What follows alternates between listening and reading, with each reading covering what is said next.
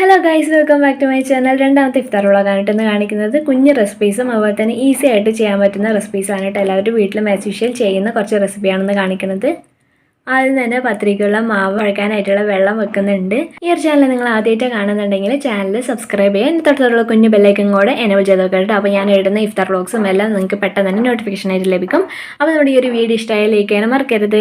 പത്തിരിക്കുള്ള വെള്ളം വെച്ചതിൽ നമുക്ക് കുറച്ച് ഉപ്പും കൂടി ഇട്ട് കൊടുക്കണം. ആവശ്യത്തിനുള്ള ഉപ്പിട്ടിട്ട് നമുക്ക് അടച്ച് വെക്കാനായിട്ടോ. അപ്പോഴത്തേനും അത് തിളച്ച് വരട്ടെ. അതിൻ്റെ കൂടെ തന്നെ പാല് തിളപ്പിക്കാനായിട്ട് വെക്കുന്നുണ്ട്. അപ്പോൾ ആദ്യം തന്നെ പാല് തിളപ്പിച്ച് വെക്കുകയാണെങ്കിൽ നമുക്ക് ജ്യൂസ് അടിക്കാനൊക്കെ ആയിട്ട് എളുപ്പമായിരിക്കും. പാൽ ആറിയത് യൂസ് ചെയ്യുമ്പോൾ ഫ്രൂട്ട്സൊക്കെ അവിടെ കട്ട് ചെയ്ത് വെക്കുന്നുണ്ട്. അപ്പോൾ ഞാൻ ഇങ്ങനെ വിട്ട് എന്താ സംസാരിക്കാമെന്ന് വെച്ചാൽ ഒരു കാര്യം ഉണ്ട് കേട്ടോ. ഞാൻ ഈ ഒരു വ്ളോഗ് ചെയ്യുന്ന സമയത്ത് വോയിസ് ഓവർ കൊടുക്കുകയാണല്ലോ. അപ്പോൾ വോയിസ് ഓവർ കൊടുക്കുന്ന സമയത്ത് ഒരുപാട് ഇങ്ങനെ അപ്പോൾ ഇടയിൽ ഇങ്ങനെ മിക്സ് ചെയ്ത് വരും. അത് ഞാനിങ്ങനെ ശ്രദ്ധിക്കുകയാണ് കേട്ടോ. എത്ര മാക്സിമം കുറയ്ക്കാൻ പറ്റുമോ അത്രത്തോളം ഞാൻ കുറച്ചിട്ടാണ് പറയണത്. അതുകൊണ്ടാണ് കേട്ടോ ഈ ഇടയിൽ ഒരു ഗ്യാപ്പ് വരുന്നത്. പിന്നെ ഇതാ നമ്മുടെ പാല് തിളച്ച് വന്നത് ഓഫാക്കി വെക്കുന്നുണ്ട്. കൂടെ വെള്ളം നല്ലപോലെ തിളച്ച് വന്നിട്ടുണ്ടായിരുന്നില്ല. അതിന് ഒരു കപ്പ് മാത്രം നമ്മൾ ആദ്യം മാറ്റി വെക്കുന്നുണ്ട്. എന്നിട്ട് നമുക്ക് ലാസ്റ്റ് വെള്ളം ആവശ്യമുണ്ടെങ്കിൽ ഒഴിക്കാനായിട്ടാണ് മാറ്റി വെക്കുന്നത്. അപ്പോൾ ഞാൻ 4 കപ്പ് മാവാണ് ഇതിലേക്ക് ഇട്ട് കൊടുക്കുന്നത്. എന്നിട്ട് നല്ലപോലെ മിക്സ് ചെയ്ത് കൊടുക്കുന്നുണ്ട്. ആവശ്യമുണ്ടെങ്കിൽ നമുക്ക് വെള്ളം യൂസ് ചെയ്യാമെന്ന് വിചാരിച്ചിട്ടാണ് മാറ്റിയത്. അപ്പോൾ ആവശ്യം വന്നില്ല. 4 കപ്പ് മാവും ആ വെള്ളം കറക്റ്റായിട്ടുണ്ടായിരുന്നു. അത് കുഴച്ച് റെഡിയാക്കി വെക്കുന്നുണ്ട്. ചെറിയൊരു ചൂടാക്കി വെച്ചിട്ട് മാറ്റി വെക്കുന്നുണ്ട്. അത് നമ്മൾ അടുത്ത മുട്ട വേവിക്കാനായിട്ട് വേറൊരു ചട്ടി വെച്ച് കൊടുത്തിട്ടുണ്ട് കേട്ടോ. ആ പാത്രത്തിലേക്ക് നമുക്ക് 4 മുട്ട പുഴുങ്ങാനായിട്ട് വെച്ച് കൊടുക്കുന്നുണ്ട്. അപ്പോൾ അതിൻ്റെ മസാല ഉണ്ടാക്കാൻ വേണ്ടിയിട്ട് വേറൊരു ചീനച്ചട്ടി നമ്മൾ വെച്ച് കൊടുത്തിട്ട് എണ്ണ ഒഴിച്ച് കൊടുത്തിട്ടുണ്ട്. എണ്ണയിൽ നമുക്കിനി ബേ ലീഫും പട്ടയും കൂടെ ഇട്ടിട്ട് നമുക്ക് നല്ലപോലെ ഒന്ന് വഴറ്റി കൊടുക്കാം കേട്ടോ. ഇനി ഇതിലേക്ക് നമുക്ക് സവാള ഇട്ട് കൊടുക്കണം. ഒരു 4-5 സവാള ഞാൻ എടുത്തിട്ടുണ്ട്. ചെറുതും വലുതൊക്കെ ആയിട്ടുള്ളതുകൊണ്ട് 4-5 എടുത്തിട്ടുണ്ട് കേട്ടോ. അപ്പോൾ നല്ലപോലെ വഴറ്റി ഇട്ടാൻ വേണ്ടി കുറച്ച് ഉപ്പും കൂടി ഇട്ടിട്ട് നല്ലപോലെ വഴറ്റി എടുക്കുന്നുണ്ട്. ഒരു ഗോൾഡൻ നിറം നമുക്ക് ആയി കിട്ടണം. അതുവരെ നമുക്ക് വഴറ്റിയെടുക്കണം. പിന്നെ ഞാൻ ഇതിൻ്റെ ഇടയിൽ കൂടെ ബ്രദറിനോട് പറഞ്ഞു ഷമാമ് ജ്യൂസ് അടിക്കാൻ വേണ്ടിയിട്ട് കുറച്ച് ഷമാമൊന്ന് അതിൻ്റെ ചോത്തോലിയൊക്കെ ഒന്ന് ചെത്തി കളഞ്ഞൊന്ന് കട്ട് ചെയ്ത് തരുമെന്ന്. അവനുണ്ട് ഇതെല്ലാം അങ്ങനെ മുക്കിൽ കൂട്ടി ഷമാമിൻ്റെ തോലി മൊത്തം ആ ഡിഷ് വാഷിൻ്റെ മുകളിൽ കൂടെ ഒക്കെ ഇട്ടിട്ട് അങ്ങനെ ആ കലമ്പാക്കി തന്നിട്ടുണ്ട്.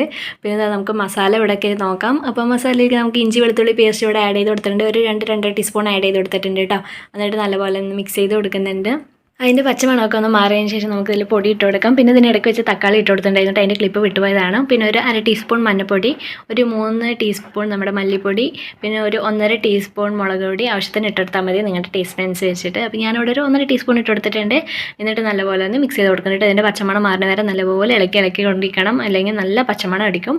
അപ്പോൾ ഇത് മിക്സ് ചെയ്ത് കൊടുക്കുന്നുണ്ട്.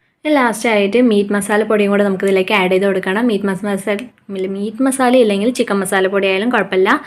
അത് ആഡ് ചെയ്ത് കൊടുക്കുന്നുണ്ട്. ഒരു ടീസ്പൂൺ മതി കേട്ടോ. എന്നിട്ട് നമുക്ക് ഇതിലേക്ക് ആവശ്യത്തിനുള്ള വെള്ളം കൂടെ ഒഴിച്ചിട്ട് നമുക്ക് നല്ലപോലെ തിളപ്പിച്ചെടുക്കണം. ഇതിലെ എല്ലാ സാധനങ്ങളും വെന്ത് ഈ പച്ചമണമൊക്കെ ഒന്ന് മാറി തിളച്ച് വരണം കേട്ടോ. കുറച്ച് മല്ലിയിലയും കൂടെ ഇട്ടിട്ട് നമുക്ക് അടച്ച് വെക്കാം. ഇനി നമുക്ക് ആ മുട്ട വേവിച്ചിട്ടുണ്ടായിരുന്നില്ല, അതിൻ്റെ തൊലിയൊക്കെ ഒന്ന് കളഞ്ഞെടുക്കണം.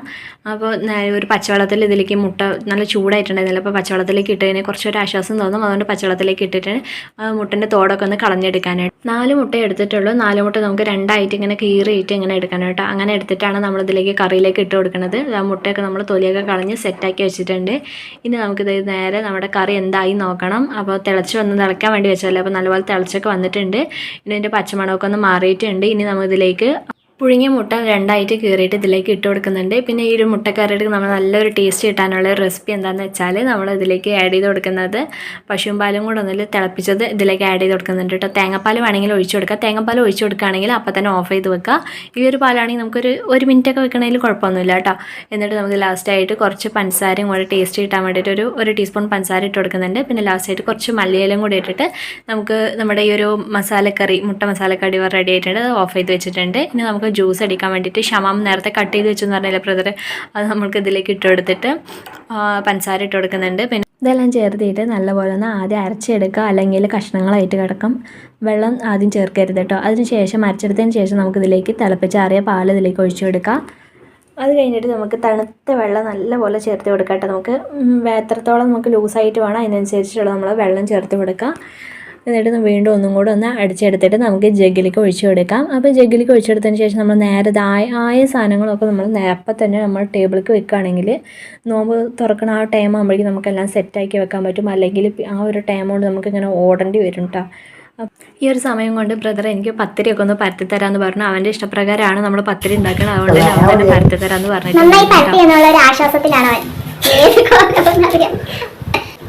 ഇത് പൊട്ടും.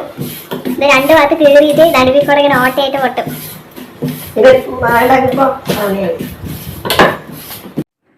അപ്പോൾ ബ്രദർ പരത്തുന്നതായി പത്തിരിയൊക്കെ ഞാൻ ഓരോന്നായിട്ട് ചുട്ടെടുക്കുന്നുണ്ട്. ബ്രദർ എന്ന് വെച്ചാൽ എൻ്റെ 3 വയസ്സിന് മൂത്തതാണ് കേട്ടോ. പക്ഷേ ഞാൻ അവനെ വാടാ പോടാ അങ്ങനെ പിന്നെ സീനു എന്നൊക്കെ വിളിക്കൽ. ഫുൾ നെയിം സിനാൻ എന്നാണ്. അപ്പോൾ സീനു എന്നാണ് വീട്ടിലെല്ലാവരും വിളിക്കുക. അപ്പോൾ സീനു എന്നൊക്കെ അങ്ങനെയാണ് വിളിക്കൽ, അല്ലാണ്ട് റെസ്പെക്റ്റ് കൊടുത്തിട്ടുള്ള വിളിയൊന്നുമില്ല. അപ്പോൾ അവന് പരത്തി തരുന്നുണ്ട്. അവനാണെന്ന് പറഞ്ഞത് എനിക്ക് പത്തിരിയും മുട്ടക്കറിയും വേണമെന്ന്, അപ്പം അതിനനുസരിച്ച് ഉണ്ടാക്കി കൊടുക്കാനായിട്ടാണ്. അപ്പോൾ ഓരോന്നായിട്ട് പരത്തി എടുക്കുന്നുണ്ട്. ചായ ഇവിടെ റെഡി ആയിട്ടുണ്ട്. അപ്പോൾ നമ്മൾ നേരെ ഇന്ന് നമ്മൾ നോമ്പ് തുറക്കാനായിട്ട് ഇരിക്കാനായിട്ട്. അപ്പോൾ ഇന്ന് ആ പേരയ്ക്ക് മാപ്പിളൊക്കെ ഉണ്ട്, ഷമാം ജ്യൂസ് ഉണ്ട്, പത്തിരി, അതുപോലെ മുട്ടക്കറി, പിന്നെ ചായ കേട്ടോ.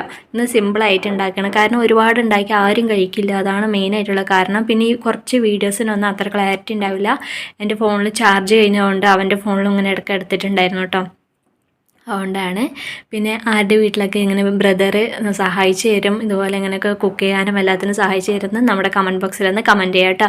അപ്പോൾ ഇന്നത്തെ ഒരു വീഡിയോ നിങ്ങൾക്ക് ഇഷ്ടമായാലും എന്തായാലും ലൈക്ക് ചെയ്യുക. അതുപോലെ തന്നെ നമ്മുടെ ചാനൽ മറക്കാതെ സബ്സ്ക്രൈബ് ചെയ്യുക. തൊട്ടടുത്ത കുഞ്ഞു ബെല്ലൈക്കൻ കൂടെ എനേബിൾ ചെയ്തേക്കാം കേട്ടോ. അപ്പോൾ thank you so much. Bye bye.